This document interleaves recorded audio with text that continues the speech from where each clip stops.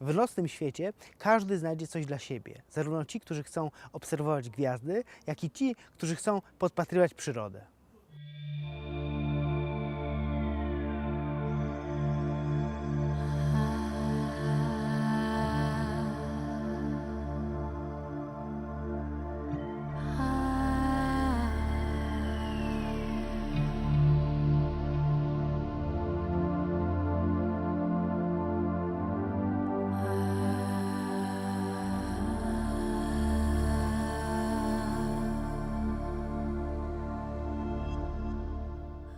Chyba każdy z nas lubi patrzeć w nocne, rozgwieżdżone niebo, prawda?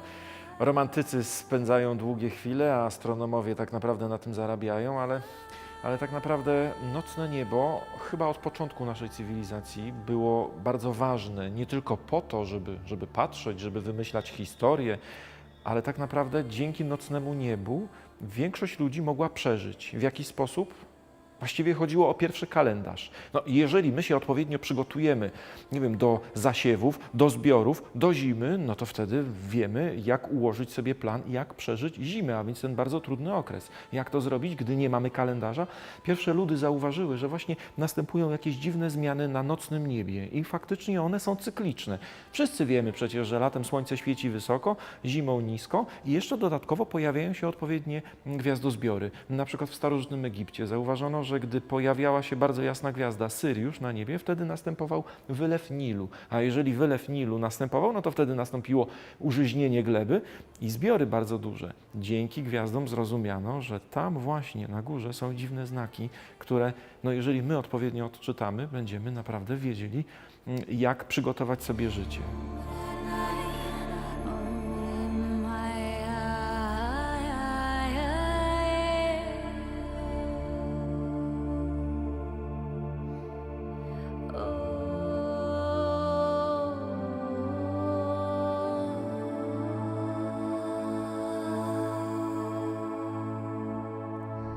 No dobrze, ale tak naprawdę niebo, nocne niebo jest nie tylko kalendarzem, ale wskazuje nam także kierunki. Podróżnicy przecież dobrze wiedzą, że należy szukać gwiazdy polarnej, bo pod gwiazdą polarną jest północ. Jeśli mamy już ten kierunek, to mamy wyznaczone inne kierunki świata. Żeglarze dawno temu zauważyli, że jeżeli wyznaczymy wysokość gwiazdy polarnej nad horyzontem w stopniach, no to tak naprawdę będziemy mieli naszą szerokość geograficzną. Możemy być więc gdziekolwiek na oceanie i wyznaczymy przynajmniej szerokość geograficzną. Jeżeli mamy zegarek i patrzymy w gwiazdy, wyznaczymy także długość geograficzną. Więc popatrzmy, co się dzieje. Mamy na niebie kalendarz, bo gwiazdy nam mówią, kiedy mamy porę zasiewów, kiedy mamy porę żniw, kiedy musimy przygotować się do pierwszych przymrozków. Wiemy, jak się poruszać, bo gwiazdy wyznaczają nam drogę, wyznaczają kierunki świata i tak naprawdę niebo nas prowadzi. Nic więc dziwnego, że już pierwsze cywilizacje starały się to wszystko poukładać. No właśnie w ten sposób pojawiła się najbardziej wyróżniona gwiazda na niebie, gwiazda polarna. Ona nam wyróżnia kierunki świata, ona nam wskazuje pozycję na naszej Ziemi, ale także i kalendarz. Zodiak, wszyscy znamy. Dzisiaj, prawda, mówimy horoskopy, większość w to nie wierzy, niektórzy się uśmiechają. Tak, ale tak naprawdę zodiak, a więc te pierwsze gwiazdozbiory, które pojawiły się na niebie, to był pierwszy kalendarz.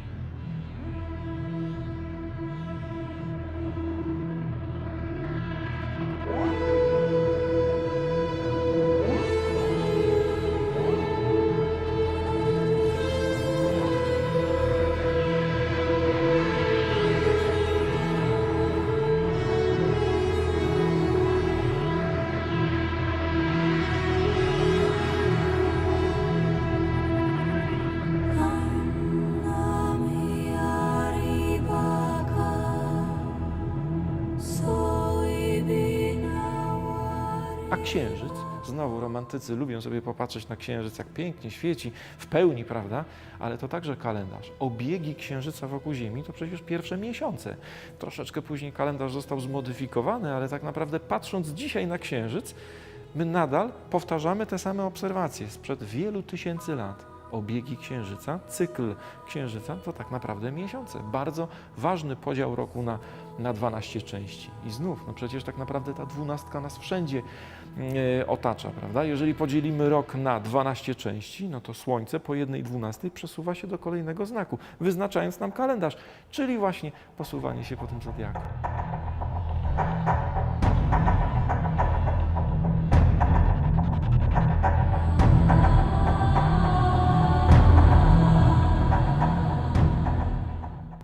naprawdę jest całe mnóstwo, bardzo dużo ciekawostek gdzieś tam ukrytych wśród gwiazd, nie tylko wśród tego nocnego zestawu gwiazdozbiorów, ale także i ze dnia. Obserwując Słońce za dnia, także możemy bardzo dużo odczytać. Zrównanie dnia z nocą, a więc znowu początek wiosny, początek jesieni, czy przesilenie zimowe, czy letnie, to także bardzo ważne okresy w roku, nawet dla tych pierwotnych ludów. Tak więc no, chyba nic dziwnego, że nadal nas coś gdzieś wewnętrznie, podświadomie ciągnie do tego, żeby spoglądać w to niebo. Mimo tego, że my już mamy kalendarze, że mamy komputery, nie musimy bać się zimy, jednak gdzieś tam chyba wewnętrznie siedzi w nas smutek, prawda? Jeżeli to słońce już świeci coraz słabiej, coraz niżej, tak naprawdę przecież żyjemy w cywilizacji, a jednak gdzieś wewnętrznie coś czujemy, coś się dzieje, musimy się na coś przygotować, następuje jesień, potem zima, gdzieś to jednak jest zakodowane chyba w każdym człowieku. Patrzmy więc na niebo, bo to jest rzeczywiście piękne, piękne i potrzebne.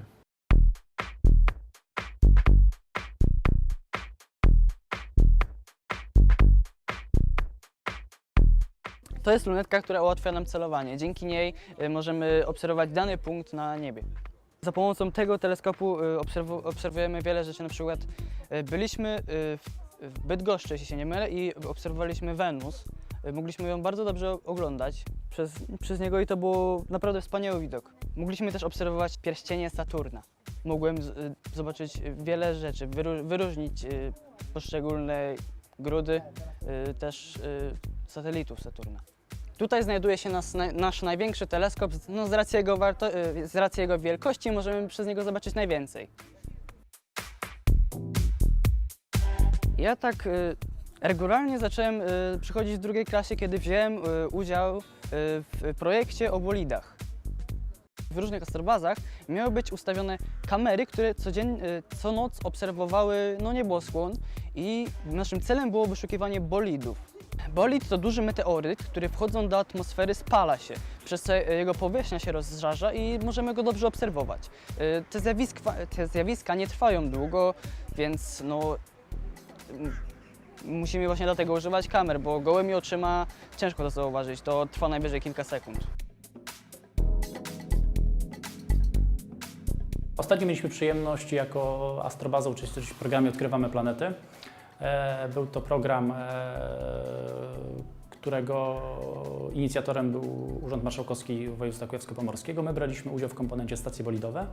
Dostaliśmy w tym celu kamerkę bolidową, która jest zamocowana na maszcie na Astrobazie. Ta kamerka rejestrowała jasne meteory i na podstawie tego zarejestrowanego materiału wspólnie z uczestnikami tego projektu, z dziećmi biorącymi udział w tym projekcie obrabialiśmy ten materiał i próbowaliśmy wyszukiwać takie właśnie jasne bolidy spośród tego, co udało nam się nagrać. Udało nam się znaleźć taki jeden bolid, bardzo jasny, z jasnością przekraczającą jasność Wenus w pełni.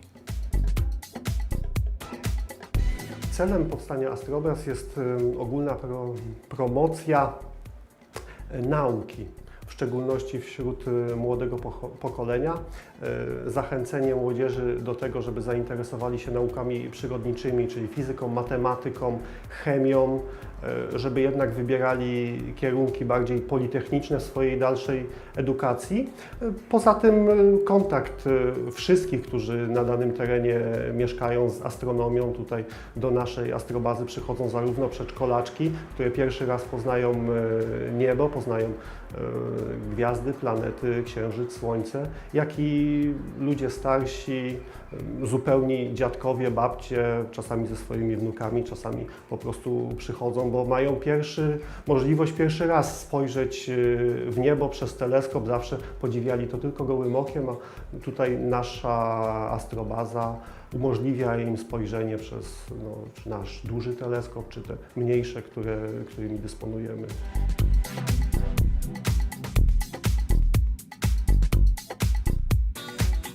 Dzięki właśnie takim obserwatorium jak nasze, tam młodzież, ci uczniowie z mniejszych właśnie miasteczek, wsi, ma szansę po prostu na dotknięcie tej nauki, ma okazję samemu przeprowadzić jakieś obserwacje astronomiczne, wyciągnąć jakieś wnioski. Gdyby tych obserwatorów nie było, no takich możliwości ta młodzież by niestety nie miała, no bo trzeba by dojechać do jakiegoś większego ośrodka, gdzie takie obserwatorium jest. Nie zawsze możemy sobie wejść i pewnych obserwacji samemu dokonać. Tutaj pełnimy dyżury w każdą środę od godziny 20 do 22. Każdy może przyjść, każdy może sobie wziąć teleskop, dokonać obserwacji, zrobić zdjęcia astrofotograficzne, więc te możliwości na pewno Astrobaza daje bardzo duże. W tej chwili czynnych jest 14 astrobaz w 13 powiatach województwa kujawsko-pomorskiego. Stałe zespoły, które są zaangażowane w realizację wielu projektów astronomicznych, to jest liczba około 700-800 osób.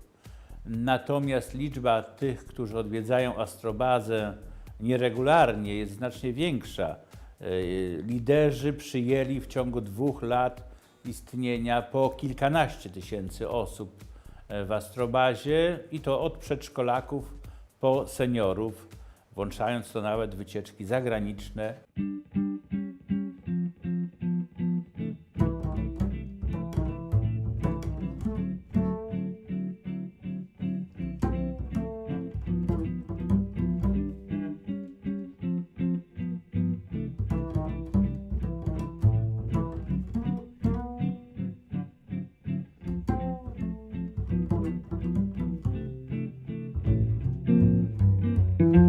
Ten wież jest ssakiem, jednym z najstarszych. Ma takich przodków, które żyły 70 milionów lat wstecz. Śmiejemy się, że mieszkamy w Solcu Kujawskim i mamy Jura Park, no więc musieliśmy otworzyć tutaj azyl dla jeży, żeby było wszystko jak należy.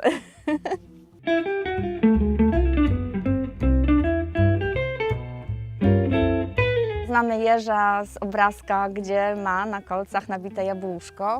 I wcale nie jabłuszko, wcale nie malinki. Jeż jest mięsożerny, owadożerny. Uwielbia owady, pędraki, potrafi rozbić mysie gniazdo, potrafi też być niedobrym dla zaskrońca. Jabłuszko, owszem, śmiejemy się, jak w jabłuszku jest robaczek, ale potrafi też gryźć gruszkę, potrafi gryźć banana, dlatego że są to słodkie owoce i jeżyk jest troszeczkę takim łasuchem, więc lubi sobie trochę urozmaicić menu. Ale podstawa to owady, mięsko, ptasie jaja czasami.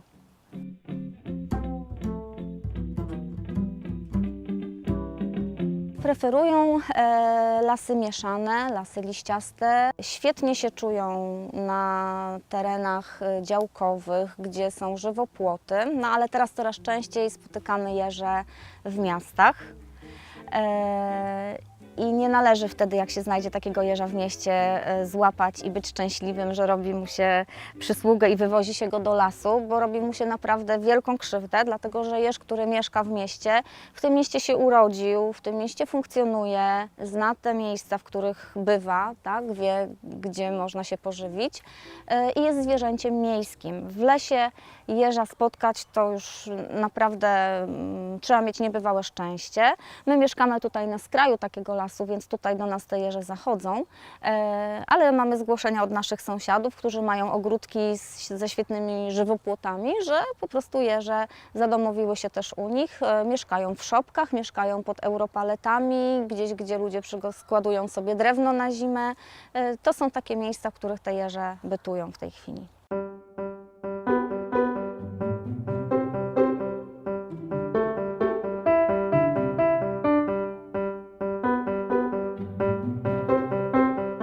Tak jakby pomyśleć, to wychodzi na to, że to są jeż spotyka na swojej drodze same niebezpieczeństwa, tak? Bo jeżeli zamieszkuje miasto, no to wiadomo, że zdarza mu się wpaść pod samochód, tak? Są te psy, są wykładane trutki na szczury, które jeż też posmakuje. W ogrodach przydomowych, w ogródkach, na terenach ogródków działkowych wykładane trutki na ślimaki, wysypywane ścieżki trutkami na mrówki, coraz częściej stosowane podkaszarki, które po prostu masakrują nam te jeżyki. No, naprawdę bardzo, bardzo dużo tych niebezpieczeństw. Natomiast one same, tak, nie są dla nas żadnym zagrożeniem, natomiast są naszymi sprzymierzeńcami nawet w gospodarowaniu w takim ogrodzie, dlatego że jedzą pędraki, chrabąszczy, chrząszczy majowych, czerwcowych, wyjadają ślimaki. Jeżeli ktoś ma jakąś inwazję właśnie myszy, tak, to potrafią rozpracować takie gniazdo z małymi myszkami, więc naprawdę bardzo, bardzo pożyteczne.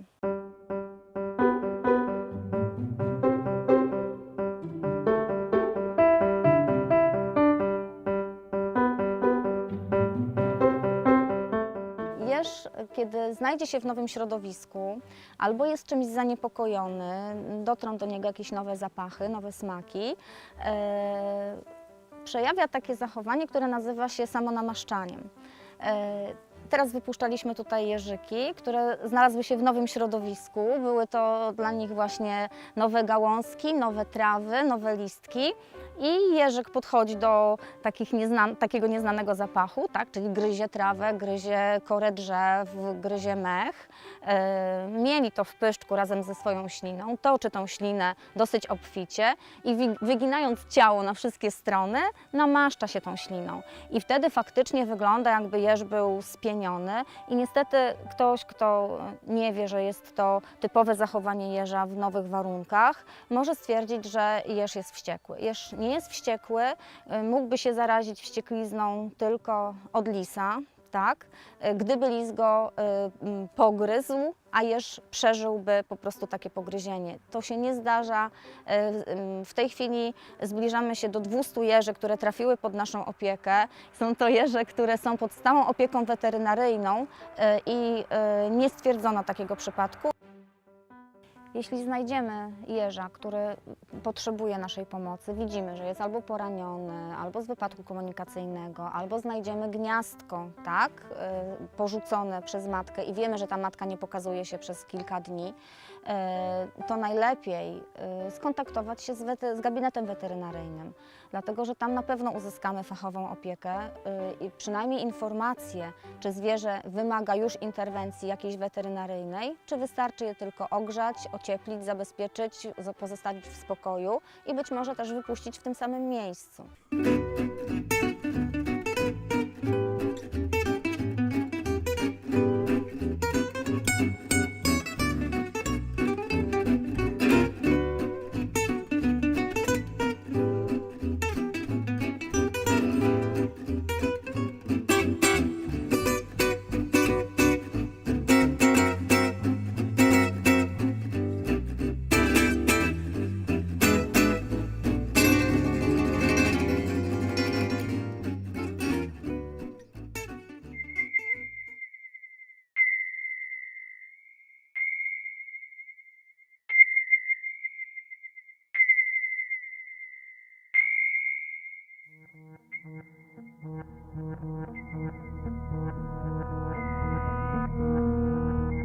Znaleźć jeża po ciemku jest naprawdę trudno.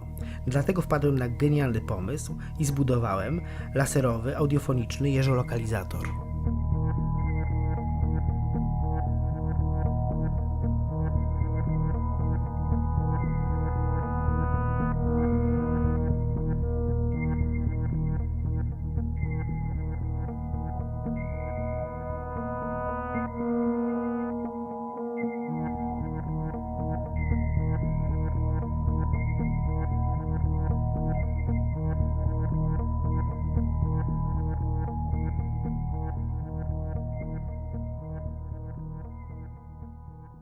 Ludzie przez setki lat uczyli się nawigować według świateł gwiazd. Natomiast są zwierzęta, które potrafią orientować się w przestrzeni w zupełnej ciemności.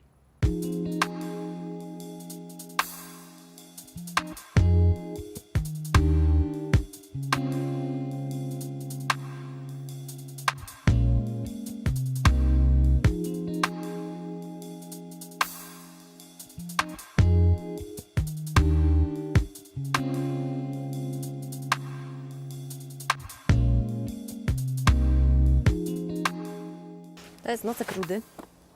który już wcześniej chwilę temu mieliśmy w kanale. To jest nietoperz, tak jak już tu mówiliśmy, związany bardzo silnie z wodą, żeruje nad zbiornikami wodnymi.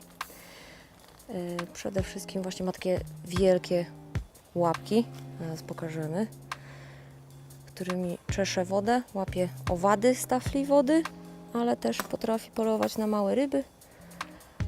Podciąga je sobie wtedy No, to Błoną zdarzyło się to ogonową. tylko w warunkach laboratoryjnych albo common garden.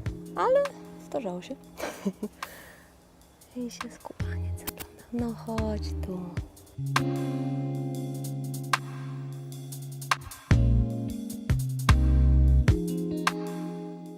(39,02) 0,4, przepraszam. Prawe przedramię? Prawe.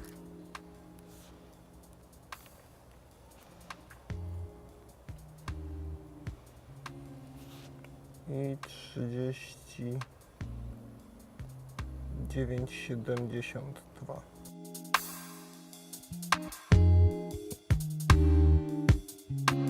Tak ludzi zawsze odstrasza właśnie noc, zawsze boją się tego wyjścia, że nie wiadomo co tutaj czyha, tym bardziej jak w ogóle słyszą słowo nietoperze, to wyobrażają sobie jakieś potworne bestie, które wkręcają się we włosy i nie wiadomo jeszcze jakie mity inne.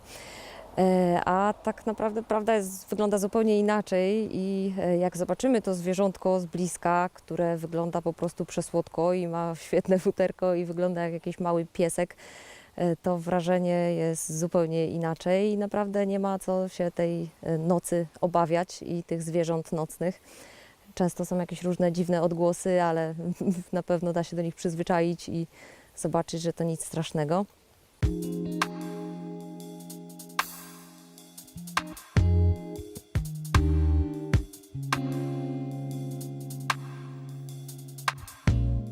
Nocki rude można fajnie odróżnić właśnie od podobnych im nocków na terera po uszach, że mają takie ciemne uszy. Ciemniejsze i krótsze nieco te uszy. Jak hibernują, to w ogóle zwijają je, tak śmiesznie składają je. Taka bardziej Charakterystyczna charakterystyczna cecha. rzecz to są właśnie te wielkie łapy. Stosunkowo wielkie, tak? Bo wcale nie są duże, jakby spojrzeć.